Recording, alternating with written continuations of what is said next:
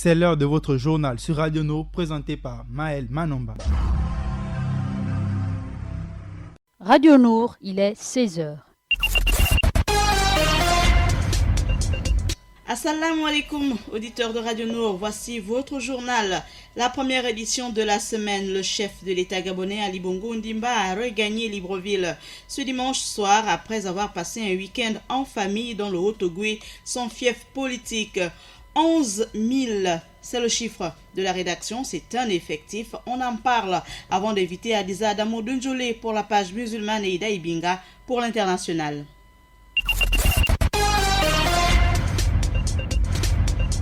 Radio Nord, il est 16h. Ces déplacements étaient le tout premier du numéro 1 gabonais en province depuis son accident vasculaire cérébral le 24 octobre 2018 qui l'a contraint de réduire considérablement son agenda politique et diplomatique. À Franceville, chef-lieu du Haut-Ogooué, Ali Bongo a notamment donné le coup d'envoi du marathon international de Franceville baptisé Ronen Masuku ou encore 10 km Franceville. Ali Bongo a remis à l'athlète kényan Kadi Kidiwo son trophée de vainqueur de l'édition 2019 du Ronen Masuku selon le ministre de la Communication, porte-parole du gouvernement Rigobert Ikamboya Deka. Le président Ali Bongo Ondimba devait recevoir les notables de la province.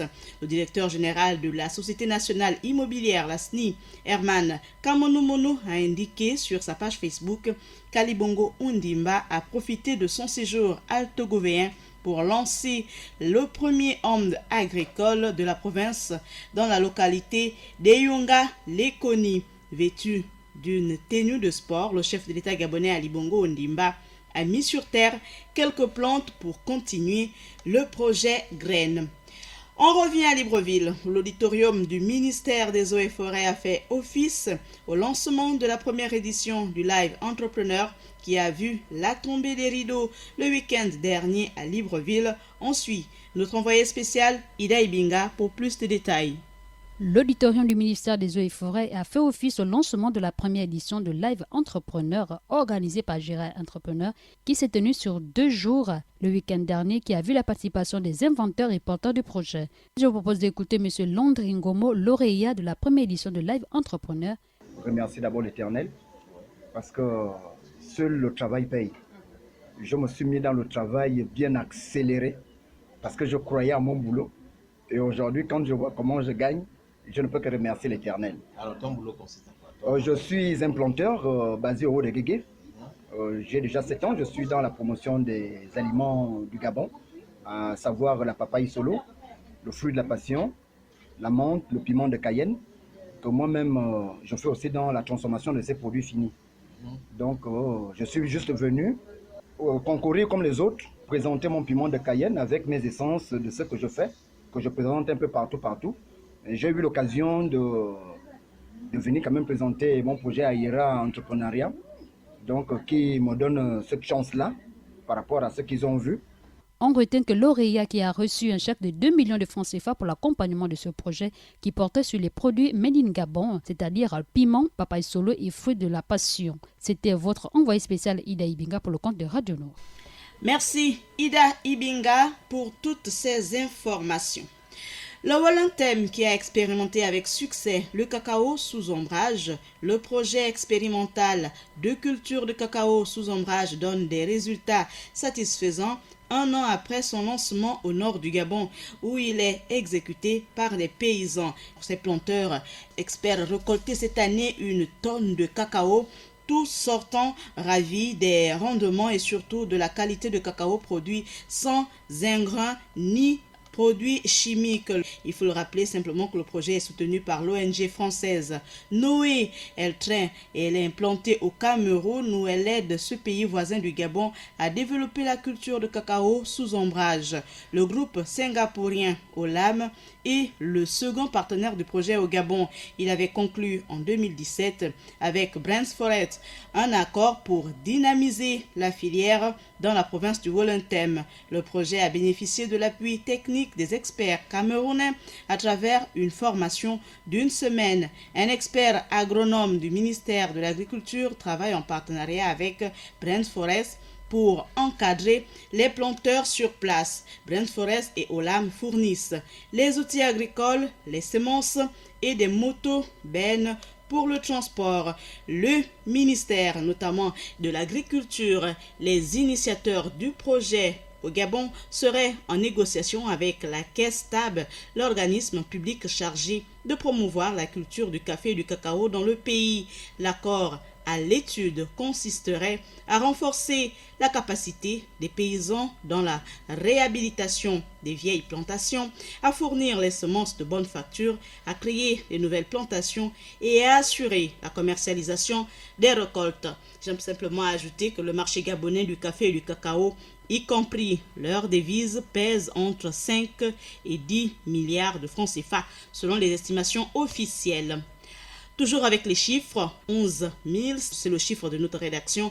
Pour Octobre Rose 2019, le ministère de la Santé vise plus de 11 000 tests de dépistage des cancers féminins. Il faut simplement rappeler que la campagne Octobre Rose est une opération initiée chaque année par la Fondation Sylvia Bongo Ondimba pour la famille en partenariat avec le ministère de la Santé pour lutter contre les cancers féminins. Elle vise cette année plus de 11 000 dépistages sur toute l'étendue du territoire national. Ouvrons à présent la page musulmane présentée par Adiza Adamou Denjolé. Assalamu alaikum Adiza. Wa alaikum salam Maël. Dans la page musulmane du jour, on parle de la grosse inquiétude de l'instance supérieure indépendante pour les élections par rapport au second tour des présidentielles en Tunisie. On évoque également le prince héritier saoudien qui craint l'effondrement de l'économie mondiale en cas de guerre avec l'Iran. On parle aussi des cas de torture et viol dans une école coranique de Kadouma, c'est au Nigeria. Et pour finir, on évoque la douleur du peuple libanais face au décès de l'ex-président français Jacques Chirac.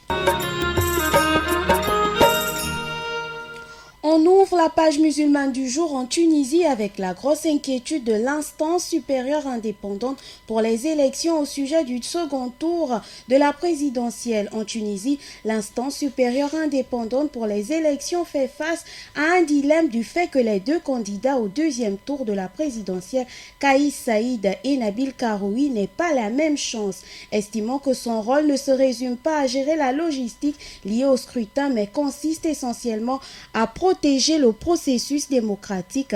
L'instance supérieure indépendante pour les élections en Tunisie dit se trouver en situation embarrassante dans la mesure où les deux candidats au second tour du scrutin présidentiel, Kais Saïd et Nabil Karoui, n'ont pas les mêmes chances, ce dernier étant toujours en détention. On poursuit l'actualité du monde musulman avec le prince héritier saoudien qui craint l'effondrement de l'économie mondiale en cas de guerre avec l'Iran. Le prince héritier saoudien Mohammed Ben Salman a prévenu qu'une confrontation entre le royaume wahhabite et l'Iran menacera les intérêts mondiaux lors d'un entretien avec une chaîne américaine. Une guerre entre l'Arabie saoudite et l'Iran provoquerait un effondrement total de l'économie mondiale, a prévenu dimanche dernier le prince héritier. Selon lui, les conséquences d'un tel conflit toucheraient la planète entière. La région représente environ 30% de l'approvisionnement mondial en énergie, près de 20% du trafic mondial de marchandises, environ 4% du PIB du monde. Imaginez que ces trois choses s'arrêtent tout de suite. Le prince héritier a été aussi interrogé pour savoir s'il avait ordonné le meurtre du journaliste Jamal Khashoggi. Absolument pas, a-t-il répondu, c'était un crime horrible, mais j'assume mon entière responsabilité en tant que dirigeant de l'Arabie saoudite, en particulier parce que c'est le fait des individus travaillant pour le gouvernement saoudien. Dans cette page musulmane, on évoque aussi au Nigeria des cas de torture et de viol dans une école coranique de Kadouma. Dans une école coranique de Kadouma, des policiers nigériens ont découvert un centre de redressement de torture pour jeunes enfants. C'est suite à des plaintes répétées de voisins Maël que la police nigérienne est allée inspecter une école coranique du quartier de Rigassa à Kaduna dans le nord du Nigeria. Quelques 300 enfants étaient officiellement venus apprendre le Coran, mais dans les faits, beaucoup étaient torturés et violés. Plus de détails avec notre consoeur de TV5 Monde. Leurs plaies sont encore à vif et leurs mains ligotées, parfois même enchaînées à des jantes métalliques. Ici, à Kaduna, ces enfants sortent tout juste de l'enfer. Une école coranique transformée en maison de l'horreur. Ce sont de jeunes enfants dont certains viennent de pays voisins comme le Burkina Faso, le Mali, le Ghana. Certains de ces enfants rassemblés ici étaient enchaînés. Ils ont été exploités, déshumanisés. Vous pouvez le voir par vous-même.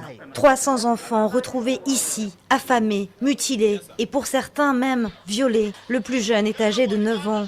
Une école ouverte depuis 10 ans dont la vocation est l'apprentissage du Coran et de remettre ses élèves dans le droit chemin. Un centre de redressement pour les jeunes avec à l'intérieur une chambre de torture. Certains ne comprennent toujours pas comment ils ont atterri ici. Les gens qui m'ont amené ici ont dit aux autres que j'étais devenu chrétien parce que j'ai passé quelques années à l'étranger pour étudier.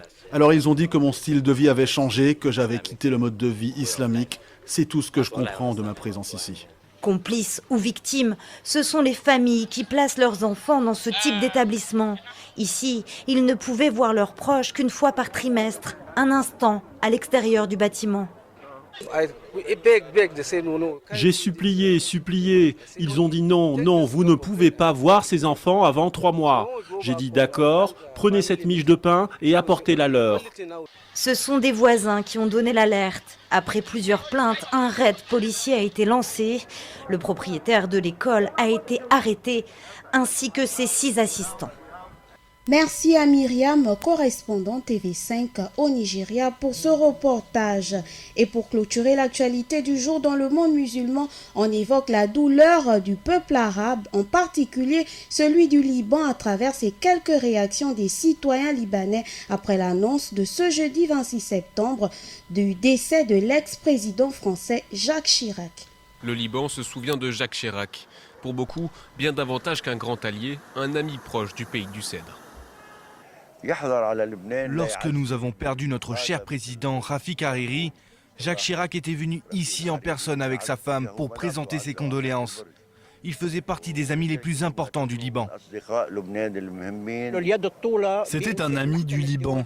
Et nous n'oublierons jamais que c'est grâce à lui que le tribunal spécial des Nations Unies pour le Liban a été créé, pour découvrir les vrais assassins de Hariri. Nous avons beaucoup de respect pour Chirac. La proximité de l'ex-président français avec le Liban doit beaucoup à la relation amicale et profonde qui unissait Jacques Chirac à Rafik Hariri, l'ex-premier ministre libanais tué dans un attentat à Beyrouth en 2005. Le fils de Rafik Hariri, Saad Hariri, aujourd'hui à la tête du gouvernement, évoque une perte à la fois nationale et personnelle.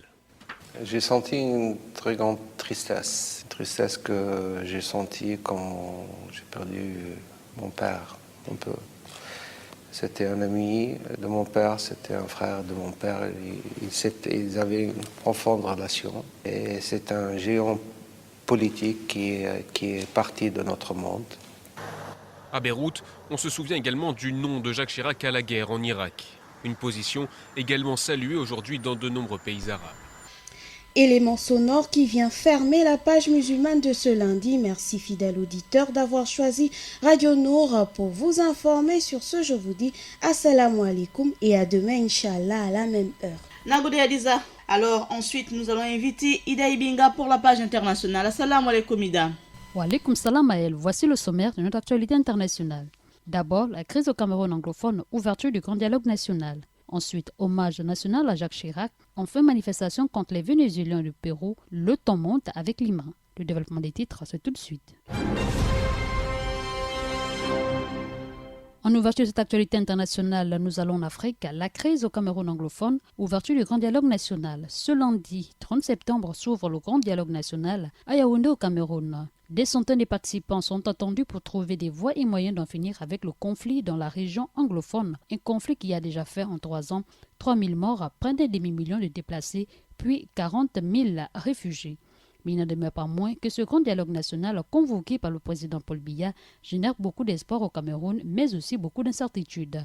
En retenant que le palais de Congrès de Yaoundé a achevé sa toilette de grand jour, c'est dans cette immense bâtisse que vont se dérouler les grands débats de ce grand dialogue national. Les travaux s'ouvrent ce matin par des séances plénières jusqu'au vendredi prochain.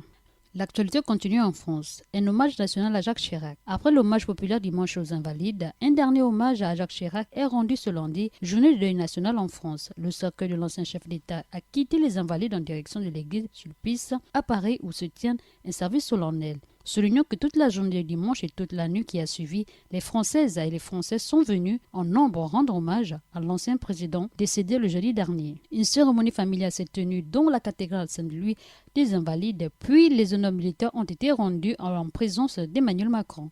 On referme l'actualité internationale pour parler des manifestations contre les Vénézuéliens au Pérou. Le gouvernement de Nicolas Maduro a accusé les autorités péruviennes d'avoir encouragé des actes xénophobes contre les migrants vénézuéliens. Notons qu'une référence à une manifestation anti-vénézuélienne intervenue à la frontière entre le Pérou et le Chili vendredi dernier, mais Lima a répondu dans la foulée en qualifiant ces accusations d'infondées. Merci Maël, merci Fidel, c'est tout pour cette page internationale.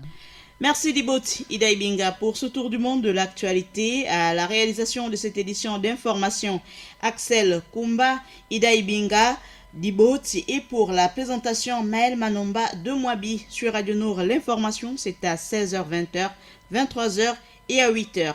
Merci de nous suivre sur nos chaînes en ligne YouTube et Facebook. Assalamu alaikum.